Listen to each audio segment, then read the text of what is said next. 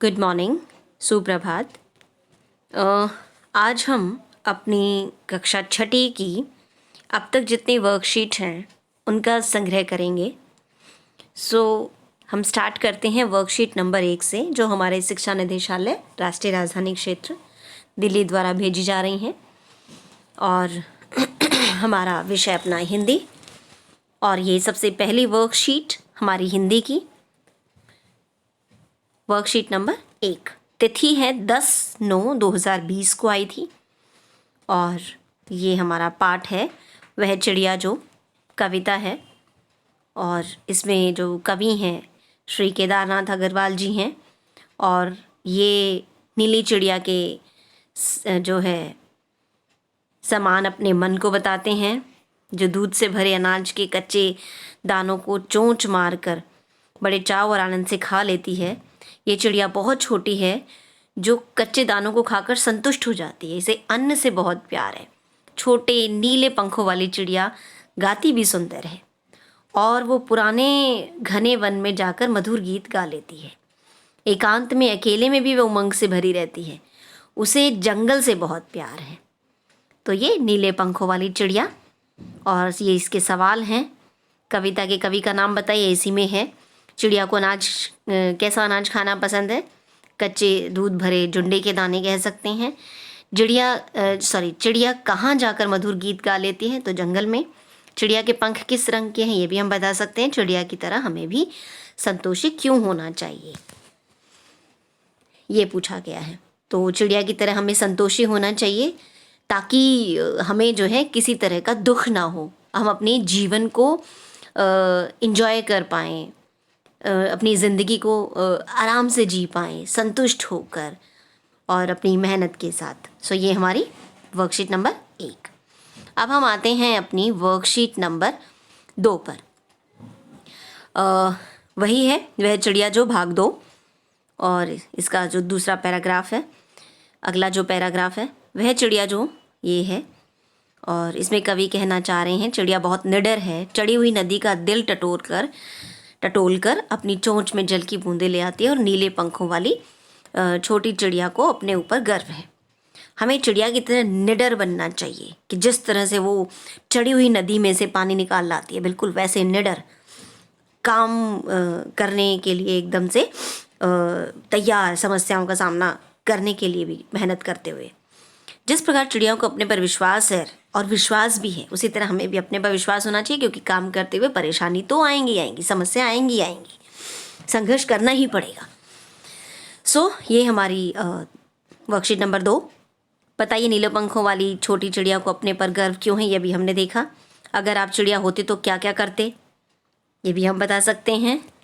बताइए कि हम पक्षियों के लिए क्या क्या कर सकते हैं, ये भी हम कह सकते हैं कि पेड़ों को हम कम से कम काटें, हरियाली रखें, है ना। नेक्स्ट सवाल, आपने कौन कौन से पक्षी देखे हैं उनके नाम लिखिए, और आपने जो आपका सबसे मनपसंद जो पक्षी है उसका चित्र बनाना है। नेक्स्ट सवाल, कविता को याद करके अपने माता पिता, भाई बहन और अपने मित्रों को सुनाइए। सो ये हमारी दूसरी वर्कशीट। वर्कशीट नंबर 3 हमारी बचपन भाग 1, और इसमें लेखिका कृष्णा सोबती हैं जो अपने बचपन की बातों को बता रही हैं। और ये एक संस्मरण है। बीती बातों को याद करके जब हम लिखते हैं तो वो संस्मरण कहलाता, वो विधा संस्मरण कहलाती है। सो ये हमने पहले ही पढ़ लिया था। इसमें सवाल हैं, लेखिका इतवार की सुबह क्या क्या काम करती है। पाठ में अंग्रेजी शब्दों का प्रयोग हुआ है, जैसे चॉकलेट वगैरह, और बाकी शब्दों को छांटना है जो अंग्रेजी के हैं। तीसरा, लेखिका ने पिछले दशकों में किस किस तरह की पोशाकें पहनी, ये भी हम यहाँ से निकाल सकते हैं, और हमने सीखा भी इससे पहले भी। प्रश्न नंबर 4, छुट्टी के दिन आप घर में क्या क्या काम करते हैं। इट्स वेरी सिंपल, ये तो आप आराम से लिख सकते हो।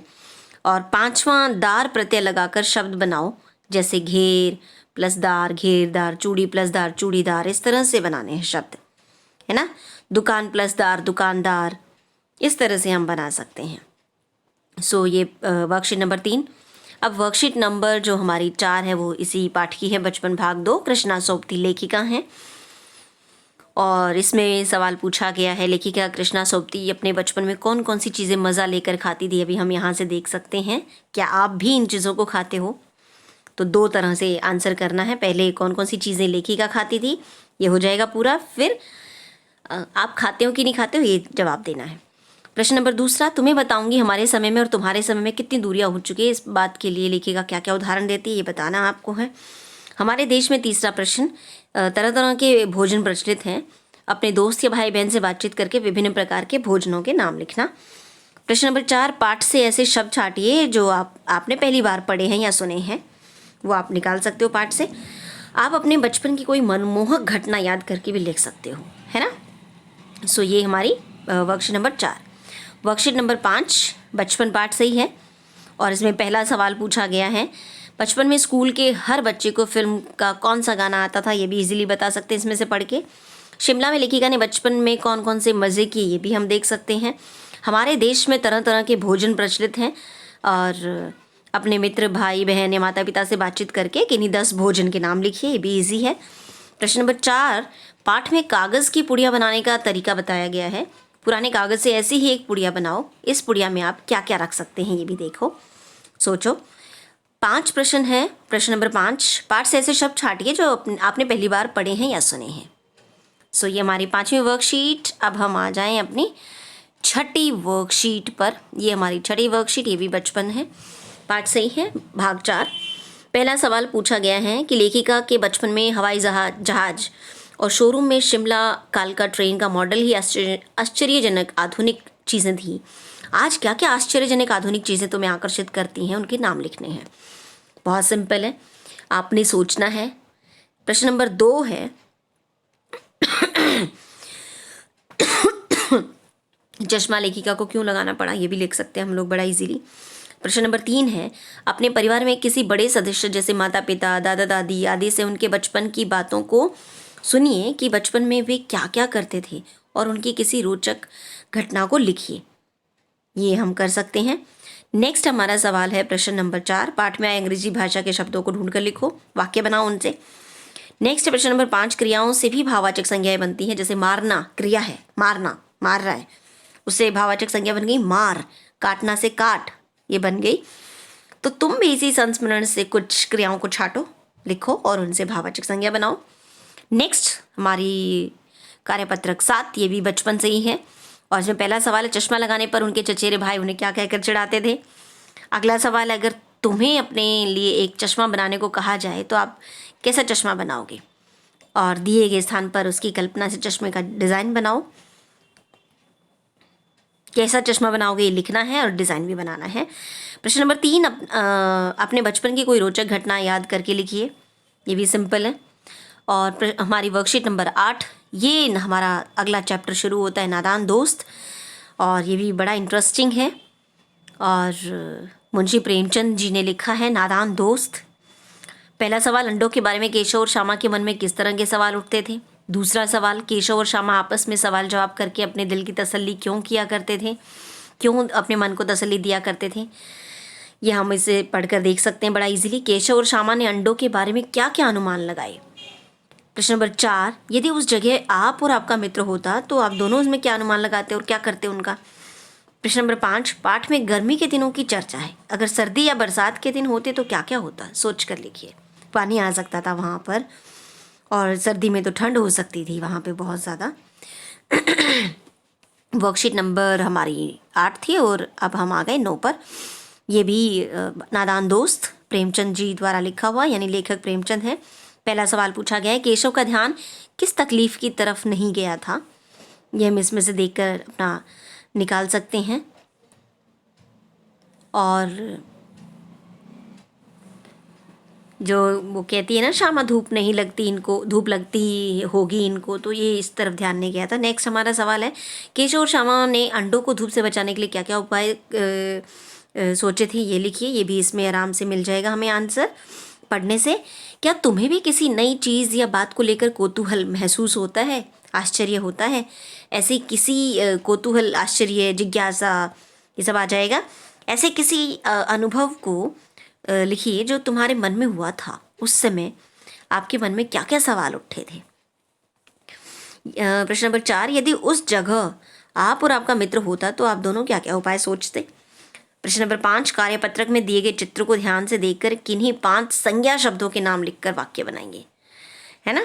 कोई भी 5 संज्ञा शब्द बना सकते हैं। चिड़िया संज्ञा है, लड़का संज्ञा है, लड़की संज्ञा है, पेड़ संज्ञा है, तो ऐसे बना सकते हो। कार्यपत्रक 10, नादान दोस्त। पहला सवाल, माँ के सोते ही केशव और श्यामा दोपहर में बाहर क्यों निकल आए। अगला सवाल, केशव और श्यामा ने अंडों की हिफाजत की तैयारियां कैसे की।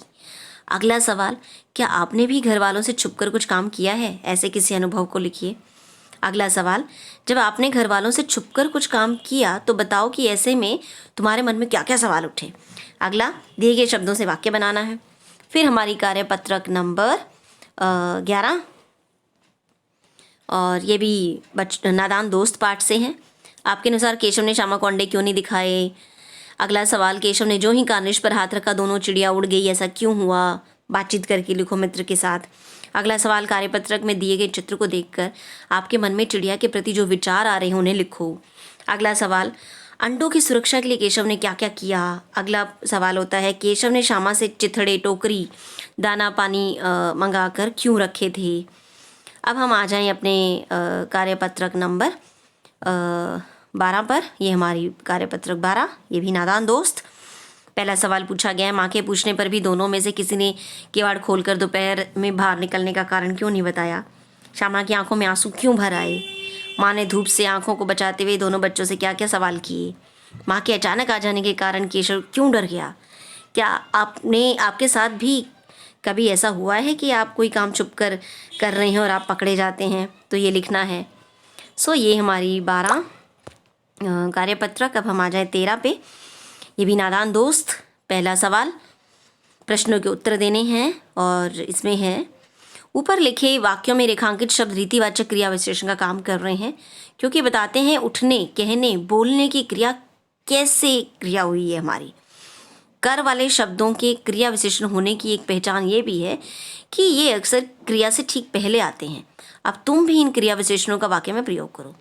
केशव घबराकर उठा, श्यामा ने गिड़गिड़ाकर, बनाकर, इस तरह से आपने वाक्य बनाने हैं। अगला, श्यामा माँ से बोली, मैंने आपकी बात सुन ली है। ऊपर दिए गए उदाहरण में मैंने का प्रयोग श्यामा के लिए और आपकी का प्रयोग माँ के लिए हुआ है। जब सर्वनाम का प्रयोग कहने वाले, सुनने वाले या किसी तीसरे के लिए हो तो उसे कहते हैं हम पुरुषवाचक सर्वनाम। नीचे दिए गए वाक्य में तीनों प्रकार के पुरुषवाचक सर्वनाम के नीचे रेखा खींची गई है और सोचकर लिखिए कि श्यामा की आंख अचानक क्यों खुली होगी, तो ये हमें करना है। सो पुरुषवाचक सर्वनाम को हम इजीली ढूंढ सकते हैं। उन्होंने और उसने, मैं, ये सब आ जाएंगे पुरुषवाचक में। आप। अगला अब हम आते हैं कार्यपत्रक नंबर 14 पे। नादान दोस्त भाग 7, लंबा चैप्टर है जैसे बचपन है। केशव और श्यामा ने चिड़िया के अंडों की रक्षा की या नादानी लिखिए। प्रेमचंद जी ने इस कहानी का नाम नादान दोस्त रखा। आप इसका कोई और नाम रखना चाहें तो रख सकते हैं। बताइए क्या रख सकते हैं और क्यों। दोनों चिड़िया वहाँ फिर क्यों नहीं दिखाई दी कभी भी। दोनों चिड़िया वहाँ से कहाँ गई होंगी। अपने दोस्त या भाई बहन से बातचीत करके लिखिए।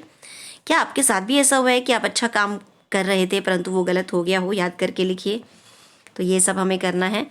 फिर हमारी कार्यपत्रक 15 और ये नया चैप्टर है अक्षरों का महत्व। हमारा चैप्टर है गुणाकर मूले, इसके लेखक हैं। और पहला सवाल, अक्षरों की खोज किसने की। अगला सवाल, ये जो हमारे साइन दिए गए हैं उनसे क्या संकेत व्यक्त होते हैं बताइए। और नेक्स्ट है आपके घर में या आसपास कौन कौन से काम लिख कर किए जाते हैं बताइए। नेक्स्ट है जैसे पाठ में अक्षरों के बारे में बताया गया है, आप अपने विद्यालय के बारे में बताइए। 10 वाक्य लिखने हैं। सो ये कार्यपत्रक 15। फिर हम आ जाते हैं अपनी कार्यपत्रक 16 पे, अक्षरों का महत्व। पहला सवाल, अक्षरों के ज्ञान से पहले मनुष्य अपनी बात को दूर दराज के इलाकों तक पहुंचाने के लिए किन माध्यमों का सहारा लेता था। पुराने ज़माने में लोग ये क्यों सोचते थे कि अक्षर और भाषा की खोज ईश्वर ने की थी। अपने मित्र या भाई बहन से बातचीत करके लिखिए। नेक्स्ट सवाल, सोचकर लिखिए क्या होता अगर हमारे पास अक्षर ना होते। अगला सवाल, कार्यपत्रक में आए संख्या शब्द जैसे 5, 1 आदि को पहचान कर लिखिए। और नेक्स्ट, 1 से 10 तक ऐसे कौन कौन से संख्या शब्द हैं जो कार्यपत्रक में नहीं है, ये लिखिए। तो इट्स वेरी सिंपल, जब हम इसे देखेंगे तो हमें समझ में आ जाएगा, मीनिंग भी साथ साथ दिए हुए हैं। कार्यपत्रक नंबर 17, अक्षरों का महत्व, भाग 3, गुणाकर मूल्य लेखक हैं ही। प्रागैतिहासिक काल किसे कहेंगे? इतिहास जब लिखा नहीं जाता था उससे पहले वाला जो टाइम था, समय था, उसे हम प्रागैतिहासिक काल कहते हैं। मीनिंग दिए हुए हैं, वहाँ से देख सकते हैं हम, यानी इतिहास के लिखने से पहले का समय। अगला सवाल, अनादि काल में रेखांकित शब्द का अर्थ है जिसकी कोई शुरुआत या आदि ना हो। अनादि, शुरुआत या आदि ना हो, शुरुआत ना हो।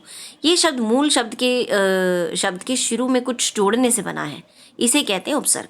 जो मूल शब्द के आगे जुड़ते हैं वो उपसर्ग कहलाते हैं।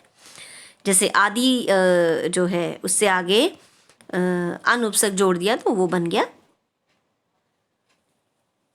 अनादि।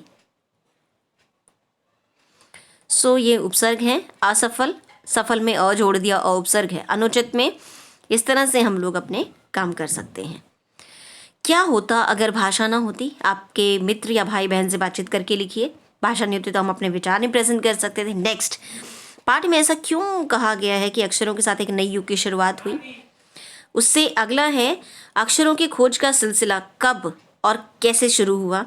ये हमारा अगला सवाल है।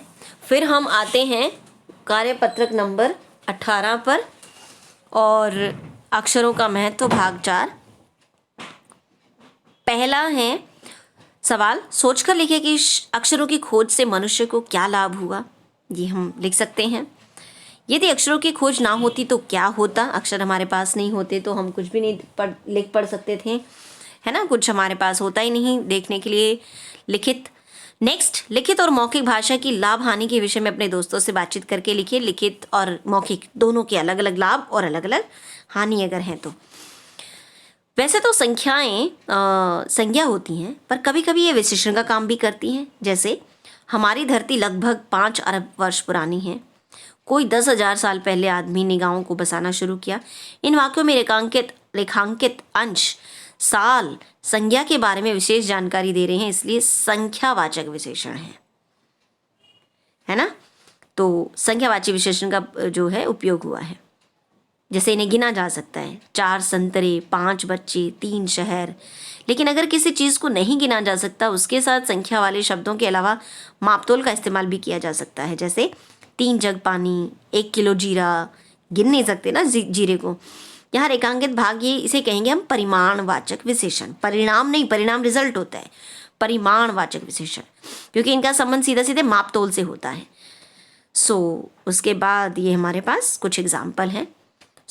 इस तरह से हमारी 1 से लेकर 18 तक की वर्कशीट पूरी होती हैं। ये हमारा संग्रह है और ये हम सबके बहुत काम आने वाला है।